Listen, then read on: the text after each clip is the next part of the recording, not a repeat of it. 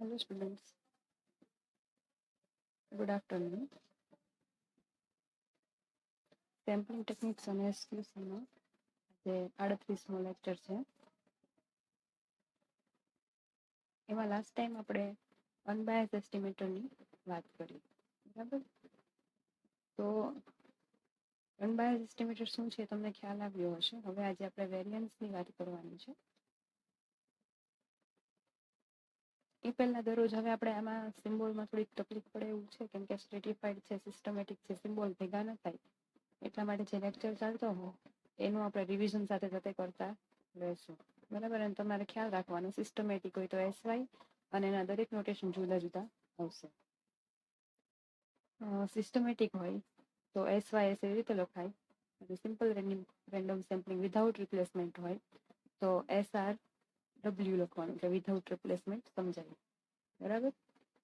તો આજે આપણે જે ભણ્યા છે એનું થોડુંક રિવિઝન, નોટેશન તો આપણે રેગ્યુલર જોઈશું કે જેથી તમને યાદ રહી જાય, બરાબર? વિડીયોનો આ પોર્શન તમારે સ્કીપ કરવો નહીં, કેમ કે તમે આને જેટલી વાર રિવાઇઝ કરશો સિમ્બોલ્સને એટલી વાર તમને પરફેક્ટ યાદ રહેશે, કેમ કે આ સિમ્બોલ થોડાક અટપટા છે સિસ્ટમેટિક સ્ટ્રેટિફાઈડના.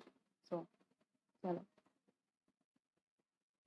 વેઇટ આપણે અડધેથી જોઈએ છે એટલે હું તમને ઓકે જોજો નોટેશન.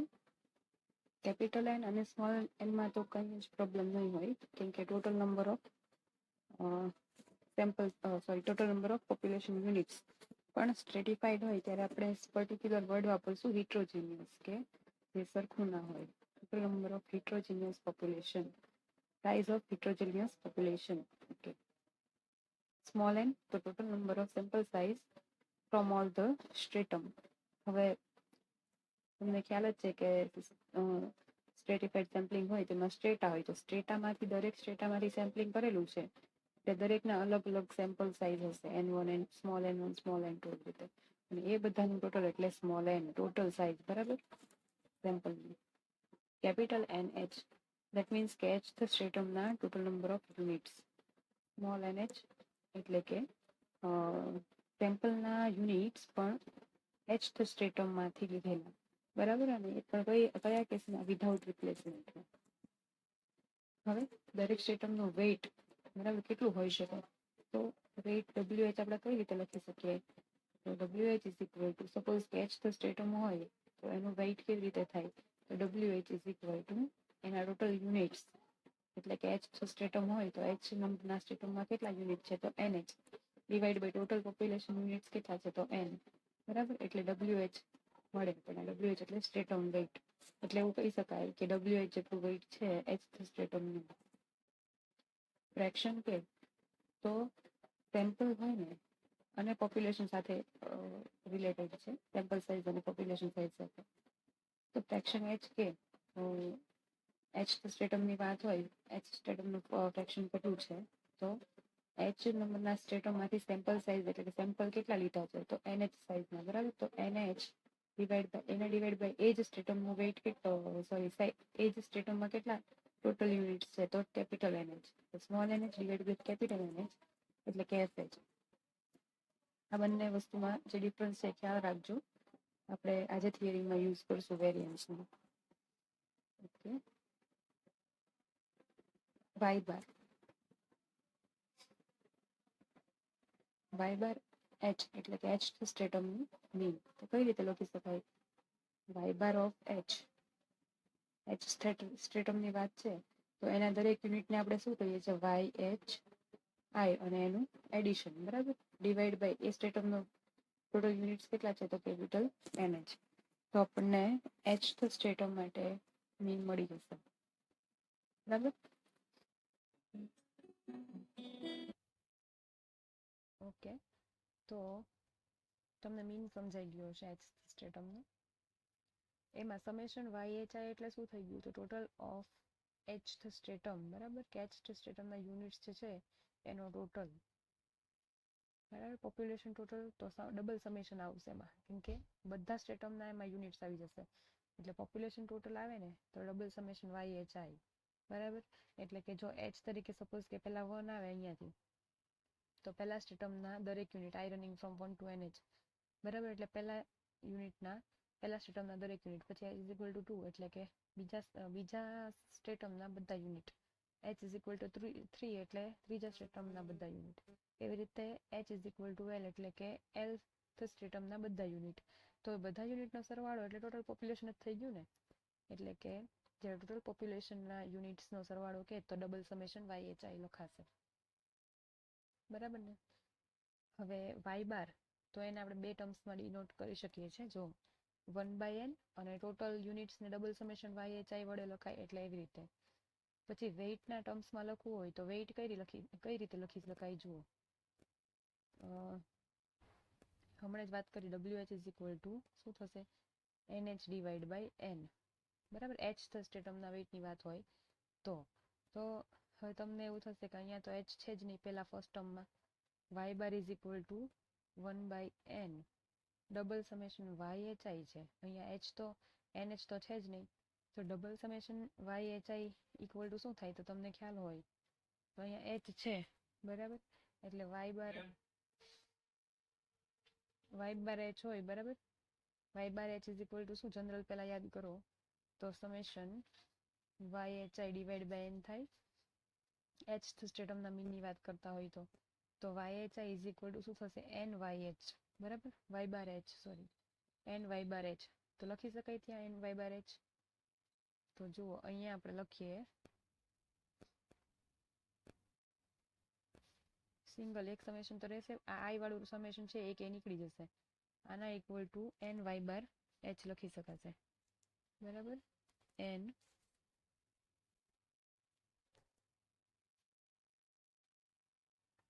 બરાબર, તો અહીંયા n y બાર h લખી શકાય, બરાબર. NH સોરી, કેમ કે h તો સ્ટેટમ હોય એટલે અહીંયા NH આવે, NH y બાર h લખી શકાય અહીંયા.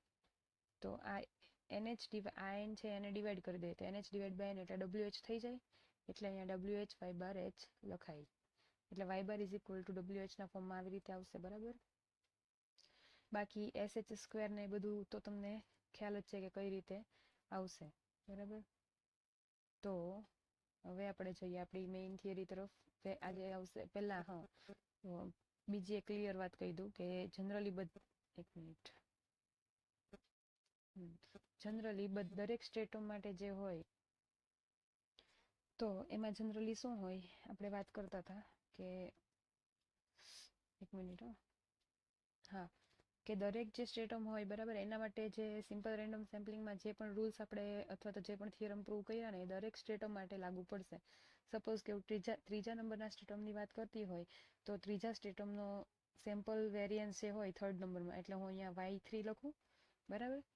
Expected value of y3 is equal two આ સ્મોલ y3 એટલે કેમ કે ત્રીજા સ્ટેટમનો સેમ્પલ મીન છે, બરાબર, is equal two capital Y3, that means કે ત્રીજા સ્ટેટમનો મીન એમ, બરાબર. એટલે ત્રીજા સ્ટેટમનો સેમ્પલ મીન જે છે અનબાયસ્ડ એસ્ટિમેટર છે ત્રીજા સ્ટેટમના પોપ્યુલેશન ત્રીજા સ્ટેટમના મીનને, બરાબર. એટલે એ પણ પ્રૂવ થઈ શકે અને એવી રીતે દરેક સ્ટેટમ માટે લાગુ પડશે. પણ ટોટલ પોપ્યુલેશનની વાત આવે, બરાબર, કે ટોટલ પોપ્યુલેશનનું મીન છે, સેમ્પલ મીન છે, અનબાયસ્ડ એસ્ટિમેટર છે પોપ્યુલેશન મીનનું, તો એ આપણે પ્રૂવ કર્યું ગઈકાલે. અને કોઈ પણ સ્ટેટમ માટે વેરિયન્સ ઓફ y બાર લેવો હોય, સપોઝ કે ત્રીજા નંબરના સ્ટેટમ માટે, તો એના માટે પણ સેમ આપણે જે n minus small n divide by capital n, અહીંયા n3 લખશું કેમ કે ત્રીજા નંબરનું સ્ટેટમ છે, બરાબર. અને S3 સ્ક્વેર ડિવાઈડ બાય આપણે ફોર્મ્યુલા છે ને n minus small n divide by capital n S square divide by small n, તો અહીંયા 3 લગાડી દેવાનો છે. એટલે દરેક સ્ટેટમ માટે સિમ્પલ રેન્ડમ સેમ્પલિંગના જે આપણે થિયરમ્સ જોયા છે લાગુ પડશે. પણ ટોટલ પોપ્યુલેશન માટે આપણે પ્રૂવ કરવું પડશે અલગથી, એટલે આજે variance of y bar s define કરવાનો છે. ચાલો તો આપણે એના તરફ જઈએ. ઓકે, તો તમારી સામે જો થિયરી લખેલી છે,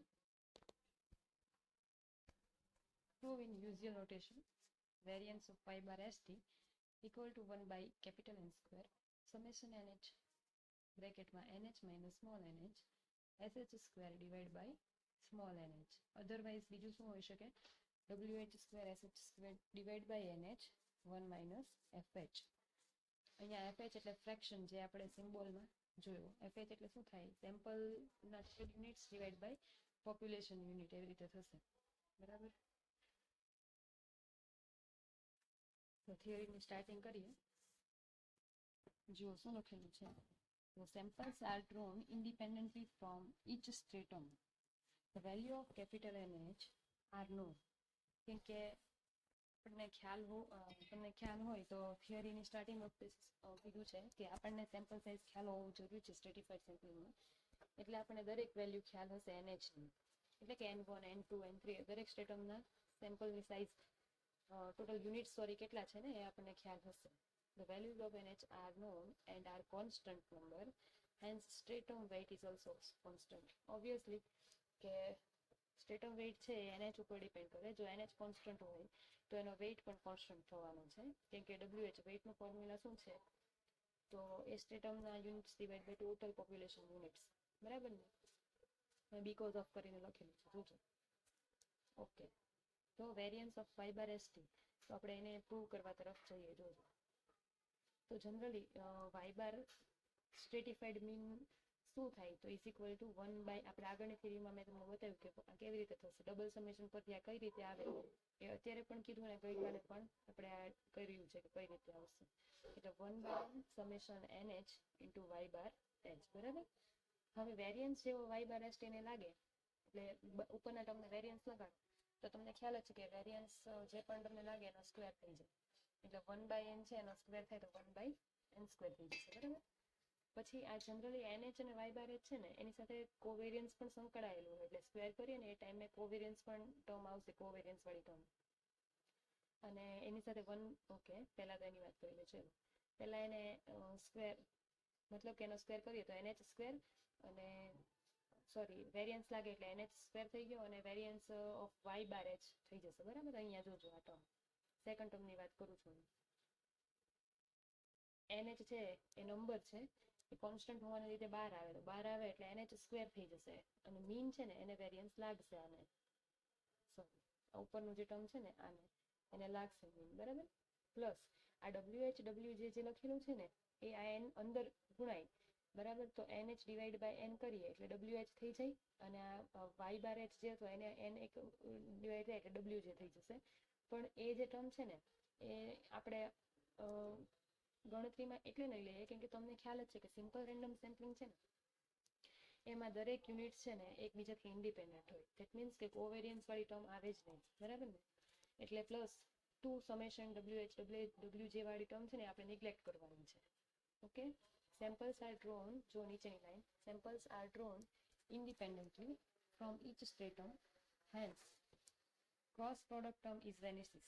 એટલે આ WJ WH વાળી ટર્મ જે છે ને એ નીકળી જશે. બરાબર. તો પછીની જે ટર્મ બચે છે એને આપણે લખી લઈએ. અહીં આ લખી લીધી. ઓકે. હવે તમને ખ્યાલ હોય તો સિમ્પલ રેન્ડમ સેમ્પલિંગ અત્યારે જ કીધું કે દરેક સ્ટેટા માટે લાગુ પડશે સિમ્પલ રેન્ડમ સેમ્પલિંગના દરેક રૂલ્સ. બરાબર. તો variance of y bar ST અહીં is equal to 1 by n square છે એ તો લખી લીધું. સમેશન WNH સ્ક્વેર આ variance of y bar H. તો તમને સિમ્પલ રેન્ડમ સેમ્પલિંગમાં variance of y bar is equal to જે લખતા હોય શું લખો છો? તો n minus small n divide by capital n s square divide by n. તે આમાં પણ લખી શકાય, પણ H સ્ટેટમ માટે છે એટલે બધી જગ્યાએ શું લગાડશું? H. એટલે આ આપણે અહીંયા પુટઅપ કરી દીધું. બરાબર. ઓકે. દેન હવે શું કરશું? જોજો, એકદમ ઇઝી છે. અહીંયા તમને જે દેખાય છે ને NH સ્ક્વેર અને અહીંયા NH એક કેન્સલ આઉટ થઈ જશે, તો અહીંયા સ્ક્વેર છે એટલે એક રહેશે. બાકી બધું છે એઝ ઇટ ઇઝ લખેલું છે. આ ઇક્વેશન નંબર 1 જે આપણે પ્રૂવ કરવાનું હતું variance of y bar ST એ થઈ ગયું, જોઈ લો. બરાબર. હવે આગળ ચલો, તો હવે આગળ શું જોશું? જો WH is equal to NH divide by n. બરાબર. હા, તો એના ઉપરથી આ થયું છે. હવે ઇક્વેશન નંબર 1 ઉપરથી જ આપણે ડાયરેક્ટ પ્રૂવ કરશું. તો જુઓ એક મિનિટ, આ ઓકે આ એ જ પાનું છે. બરાબર ને? હા. હવે આટલા અહીંયા સુધીનું જે છે ને એ કેન્સલ આઉટ કરવાનું છે ફર્સ્ટ એટલે. બરાબર. હવે ઇક્વેશન નંબર 1 થી જુઓ આગળ. આપણે ઇક્વેશન નંબર 1 ને પકડી લો, ત્યાંથી આપણે આગળ જઈએ. તો આ ઇક્વેશન નંબર 1 અહીંયા બેઠું લખી લીધું છે 1 by n square summation NH minus NH NH SS square divide by NH. બરાબર. હવે આ જે 1/n² છે બંને ટર્મને ગુણતા જઈએ અને આ NH મતલબ NH છે એને પણ આપણે બંને સાથે મલ્ટીપ્લાય કરી દઈએ, બરાબર. SH² છે એ પણ સાથે લેતા જઈએ. તો કઈ રીતે થશે જોજો. ઓકે, તો પહેલા 1/n² સમેશન આ NH અંદર મલ્ટીપ્લાય થાય તો NH² થઈ જાય, આ SH² ડિવાઈડ બાય NH પણ મલ્ટીપ્લાય થશે એટલે અહીંયા લખાઈ ગયા. હવે વચ્ચે જે આ માઇનસ છે માઇનસ 1/n² મલ્ટીપ્લાય થયો, સમેશન NH છે NH ઇન્ટુ સ્મોલ NH અને આ જે છે એ ટર્મ પણ મલ્ટીપ્લાય થાય SH² divide by small NH, બરાબર. હવે NH કેન્સલ આઉટ કરશું નહીં કેમ કે આપણને એની આગળ જરૂર પડશે WH ના ફોર્મમાં કન્વર્ટ કરવા માટે, સોરી ફ્રેક્શનમાં કન્વર્ટ કરવા માટે. ફ્રેક્શનનું ફોર્મ્યુલા તમને ખબર જ છે કે ભાઈ H ફ્રેક્શન જોઈતું હોય H સ્ટ્રેટમ માટે તો NH divide by capital NH એવી રીતે હોય, એટલા માટે. તો હવે અંદર મલ્ટીપ્લાય કરીએ પછી 1/n² summation NH² SH² divide by small NH minus 1/n². હવે અહીંયા શું થશે તો તમે જુઓ તો આ n જે છે ને એ અંદર જશે, બરાબર. અંદર જાય એ પહેલા NH divide by small n is equal to weight થાય ને, વેઇટ એટલે WH થાય. તો અહીંયા n² છે દેટ મીન્સ કે અહીંયા પણ સ્ક્વેર કરીએ તો WH² લખી શકાય ને, બંને બાજુ સ્ક્વેર હોય તો અહીંયા સ્ક્વેર આપણી ઉપરના ટર્મમાં NH જ છે ફક્ત. તો એક કામ કરીએ ઉપર નીચે બંને જગ્યાએ મલ્ટીપ્લાય કરી દઈએ NH અહીંયા પણ અને નીચે પણ. જુઓ એટલે નીચે તો છે જ NH, ઓકે. તો ઉપર NH² થયો અને આ n² એટલે WH² થઈ જશે અહીંયા આ ટર્મમાં, અથવા તો NH² અત્યારે રાખો, બરાબર. હજી એક કામ કરીએ, પહેલા NH ઉપર નીચે બંને જગ્યાએ મલ્ટીપ્લાય કરી દીધો, 1/n². આ NH હતો એટલે બીજો મલ્ટીપ્લાય થયો એટલે NH², આ small NH cancel out, SH² જે છે એ લખી લીધો ડિવાઈડ બાય NH, બરાબર. હવે આગળ જોજો કેવી રીતે થશે. અહીંયા જે છે આ NH² છે એના ડિવાઈડ બાય n થાય n² એટલે WH² થઈ જશે. અહીંયા SH² તો હતો જ એટલે એ લખી લીધો ડિવાઈડ બાય NH, બરાબર. ઓકે, તો નેક્સ્ટ ટર્મમાં જોજો 1/n². હવે આ જે છે એ પણ એક ટર્મ વચ્ચેથી કટ આઉટ થઈ ગયું લાગે છે. NH² ડિવાઈડ બાય NH એટલે તમારે શું લખવું પડે, WH², બરાબર. અને ઇન્ટુ SH² અને WH² ઇન્ટુ SH² એવી રીતે થશે. ત્યાં WH કેવી રીતે વેઇટ બનશે તો તમને ખ્યાલ છે કે આ જે છે NH divide by capital NH² અને આ NH² સ્ક્વેર છે નીચેના ટર્મમાં છે, બરાબર. એટલે એનાથી શું થઈ જશે આ WH², આ SH², બરાબર. અને આ NH જે છે એનો યુઝ આપણે કેવી રીતે કરશું તો ઉપર NH જે છે ને સ્મોલ NH આ એ અને ડિવાઈડ બાય કેપિટલ NH એને લઈ લઈએ. હવે આ જે સ્મોલ NH જે છે એક નીચેવાળો એ કોમન નીકળી જશે, બરાબર. તો તમે જોઈ શકો કે આખી ટર્મ કોમન નીકળે આ WH² SH² divide by NH તો શું રહેશે અહીંયા 1 માઇનસ અહીંયા શું રહેશે તો કેપિટલ NH ઉપર આ જે છે ને નીચે અહીંયા લખ્યો નથી NH, ઉપર પણ NH આવે નીચે પણ NH આવે. ઉપરમાં જે NH હતો એ આવ્યો અને ડિવાઈડ બાય નીચે એક NH રહેશે, બરાબર. ઓકે, એવી રીતે થશે એટલે NH બાય NH એટલે શું થઈ જશે ફ્રેક્શન FH. એટલે અહીંયા શું રહેશે 1 માઇનસ FH. FH એટલે small NH divide by capital NH. આ થિયરી આવી રીતે કમ્પ્લીટ થશે, બરાબર. ફ્રેક્શનમાં આપણે કન્વર્ટ કરી દીધું એટલે ફ્રેક્શનમાં જો થિયરી પૂછાય ફ્રેક્શનમાં સાબિત કરવાની વેરિયન્સ ઓફ y/st તો આ રીતના આવશે. એટલે આ ટર્મ લાસ્ટવાળી WH અને FH ના ટર્મ્સમાં ક્લિયર કરી. હવે એક કોરોલરી એવી છે આપણી પાસે કે જો ભાઈ capital N tends to infinity હોય ધેટ મીન્સ કે NH ટેન્ડ્સ ટુ ઇન્ફિનિટી હોય તો FH જે છે ને એ પણ એ 0 થઈ જાય, બરાબર. કેમ કે FH is equal to small NH divide by capital NH છે એટલે તો એ 0 થાય. એટલે જો n ટેન્ડ્સ ટુ ઇન્ફિનિટ જાય ને તો variance of y/st is equal two આટલું ટર્મ મળે આપણને. કેટલી? ફક્ત આ જ, બરાબર. WH² SH² divide by NH. જો એ પણ લખી દીધું છે અહીંયા. Sampling fraction is ignored if n tends to infinity and nh tends to infinity.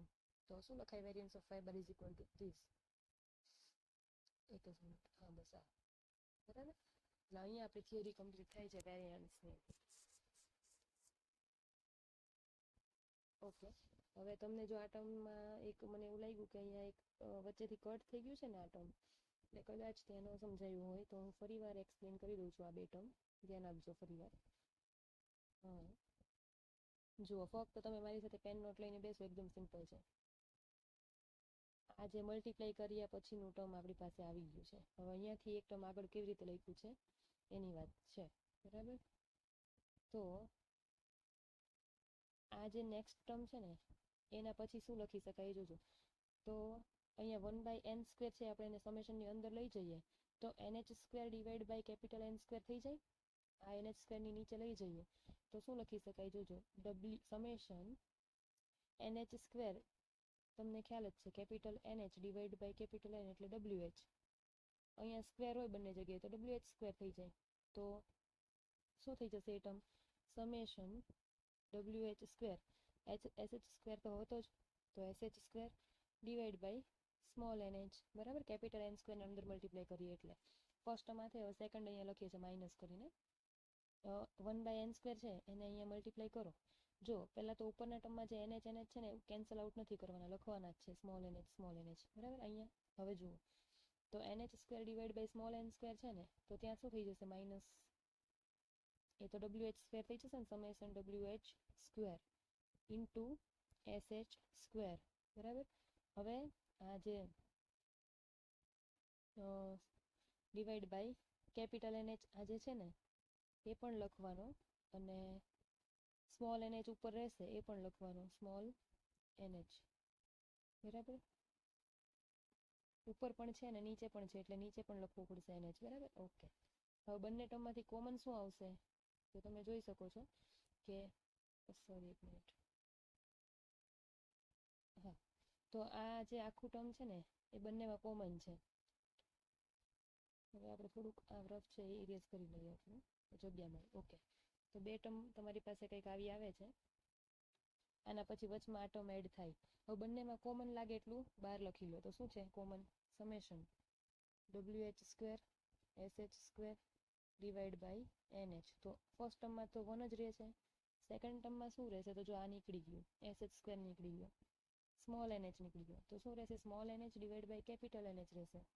એટલે small NH divide by capital NH. એટલે પછીની ટર્મ આ ડાયરેક્ટ લખેલી છે, ક્યાંથી આવી તો આ ટર્મ ઉપરથી, બરાબર ને. તો હવે તમને આઈડિયા આવી ગયો હશે, અને આના ઇઝ ઇક્વલ ટુ FH લખાય, small NH divide by capital NH. તો WH માં કન્વર્ટ કેવી રીતે કર્યું તમને ખ્યાલ આવી ગયો હશે. ટર્મ તમારે એડ કરવી હોય તો તમે કરી શકો છો. ઓકે, તો આજનો લેક્ચર અહીંયા કમ્પ્લીટ કરીએ છીએ.